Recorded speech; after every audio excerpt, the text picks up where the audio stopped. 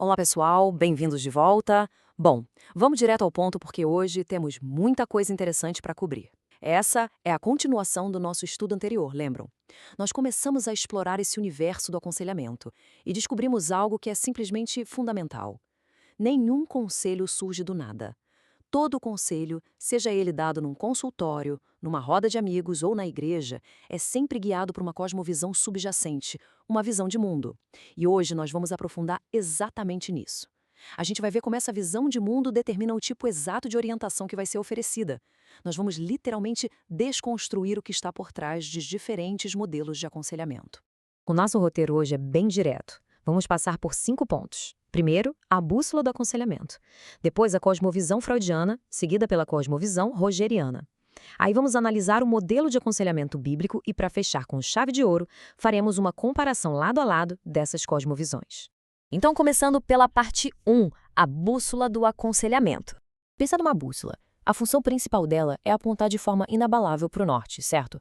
Ela dita a direção de toda a caminhada. Pois é, as crenças fundamentais de quem dá um conselho funcionam exatamente do mesmo jeito. A forma como essa pessoa enxerga a origem da humanidade, a natureza dos nossos problemas e a solução para eles, tudo isso aponta para uma direção muito específica. Ou seja, a cosmovisão de quem aconselha aponta a direção do concílio. Se essa bússola estiver calibrada por princípios puramente sociológicos, o conselho vai para um lado. Se for baseada na biologia ou na teologia, vai para outro lado completamente diferente. O que nos leva é a nossa segunda parada, a cosmovisão freudiana, que é a perspectiva psicanalítica. Para a gente entender a raiz dessa visão, eu vou ler essa citação da nossa fonte na íntegra, prestem atenção. De início, não havia algo assim como escrúpulos morais, mas visto que cada um queria seguir seus próprios desejos, instintos, houve luta entre os homens que queriam fazer as mesmas coisas.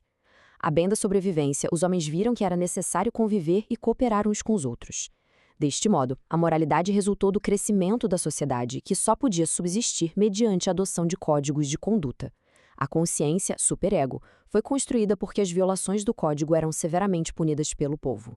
Verão só, o texto argumenta que o ser humano primitivo era movido apenas por instintos. A moralidade não é um absoluto divino, é só um contrato social criado para garantir a sobrevivência. A consciência só foi construída por causa do medo da punição.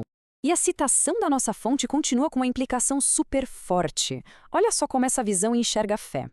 Lendo na íntegra, eventualmente se disse que era sancionado por um deus, ou deuses, ganhando assim o código moral maior estatura. A religião pertence à infância da raça. O homem precisa crescer e sair da infância, o que significa deixar a religião. Ou seja, nessa bússola, para dar mais peso a esse código de sobrevivência humana, inventaram que ele foi sancionado por deuses. A religião e as regras morais, sob essa ótica, são só uma fase infantil da humanidade que precisa ser abandonada. Se a gente colocar isso numa estrutura lógica, temos uma tríade bem simples. O início, não havia moralidade nenhuma. O problema, a sociedade construiu a moralidade para sobreviver e a atribuiu aos deuses, o que gera culpa. E a solução baseada nessa premissa, livrar-se da religião e de toda essa moralidade opressora. E como isso funciona na prática? O material traz uma citação do psicólogo Albert Ellis, atendendo uma paciente, que ilustra isso perfeitamente.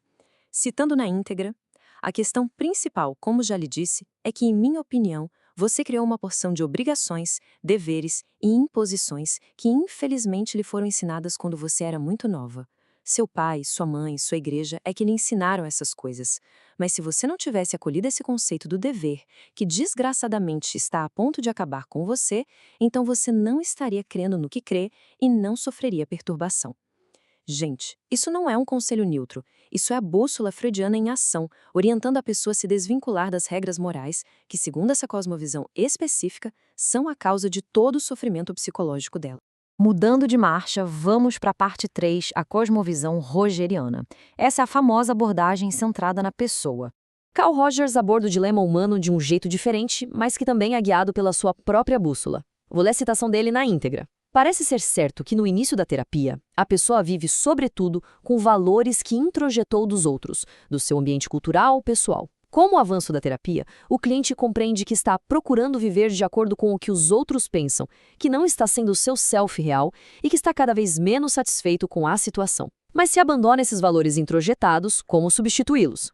Segue-se um período de confusão e de incerteza perante os valores, uma certa sensação de insegurança por não ter fundamentos para julgar o que está certo e o que está errado, o que é bom e o que é mal. Basicamente, a ideia é que a gente absorve os valores da família e da cultura, e quando tenta abandonar isso para ser o eu real, bate aquela confusão enorme sobre o que é certo e errado. E como é que a gente resolve essa confusão no modelo dele? A continuação da citação responde: esta confusão é substituída a pouco e pouco pela crescente compreensão de que a evidência sobre a qual deve formar um juízo de valor lhe é dada pelos seus próprios sentidos, pela sua própria experiência. Ou seja, toda autoridade externa é descartada.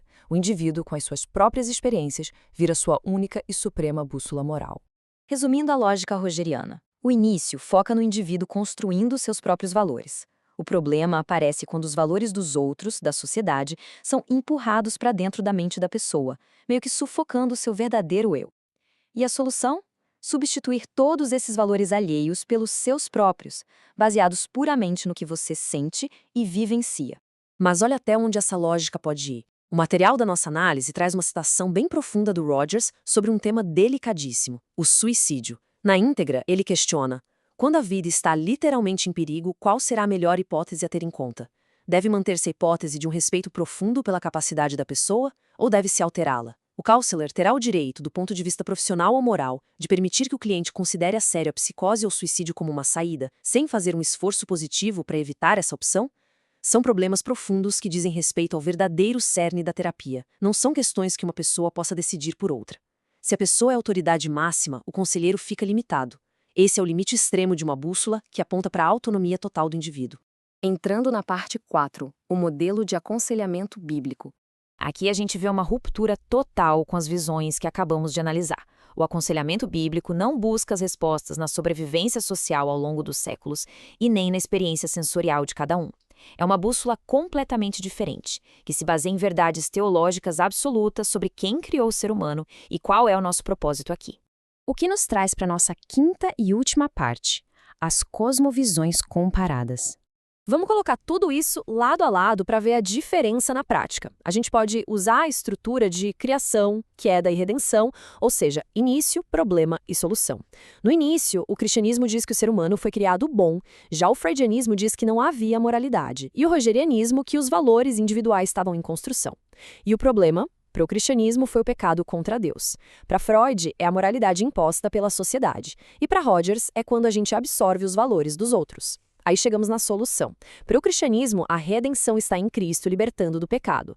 Para Freud, a solução é se livrar da religião. E para Rogers, abraçar os seus próprios valores. Dá para perceber? São diagnósticos completamente incompatíveis. E diagnósticos diferentes com certeza vão gerar tratamentos e conselhos totalmente diferentes. O que deixa uma reflexão muito importante para a gente. Como vimos ao longo de todo esse estudo, todo o aconselhamento é, no fundo, o produto de um sistema de crenças. Quando a gente identifica como uma linha de pensamento define a origem da humanidade, o problema central e a solução, a gente descobre exatamente que tipo de bússola está operando ali nos bastidores.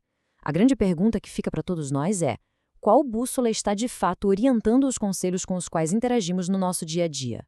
Ler essas entrelinhas é absolutamente fundamental. Muito obrigada por acompanharem mais essa análise com a gente e até a próxima.